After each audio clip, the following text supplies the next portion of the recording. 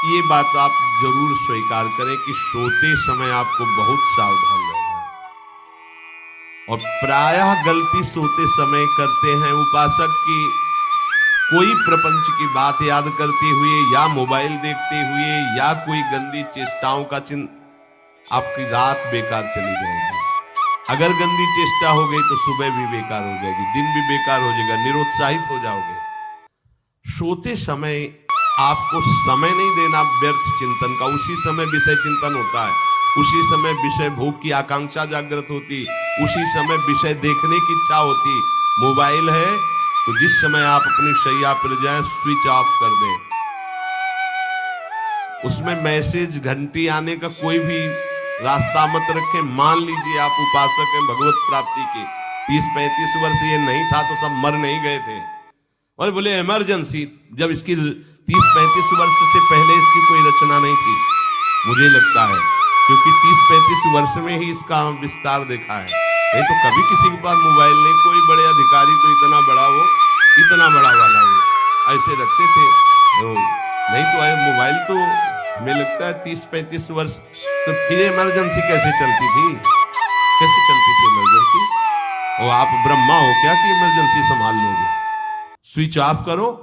जो सब इमरजेंसी संभालने के लिए तैयार रात दिन न सोता है, वो हर समय जागृत रहता है, वो हमारा आराध्य देव है। स्विच ऑफ करो, चिंतन लगाओ श्री जी का। क्या तुम देखना चाहते हो? प्रिया प्रीतम के सिवा और कुछ क्या देखना चाहते हो?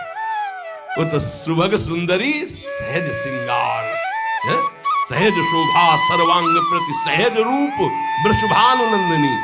हमारी स्वामिनी जी की सुंदरता छुपाने के लिए आभूषण पहनाए जाते हैं, औरों को तो आभूषण सुंदरता बढ़ाने के लिए। यहां छवि के छिपाए को ऐसे के दास होके क्या देखोगे? क्या देखोगे? वासना की क्रीड़ा, और तुम उस क्रीड़ा को देखना चाहते हो?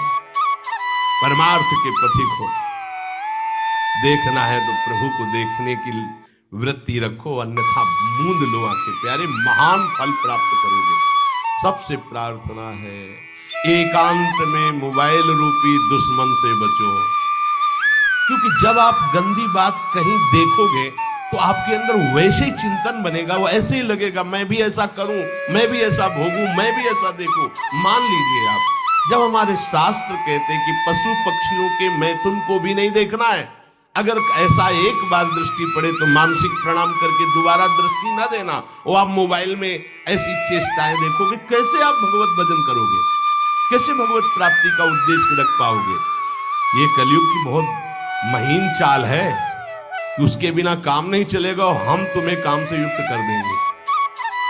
इसके बिना काम चलेगा नहीं, तुमको रखना पड़ेगा, और जब तुम इसे रखोगे तो हम काम अपना कर लेंगे। कलयुग ने कहा हम अपनी व्यवस्था बना लेंगे।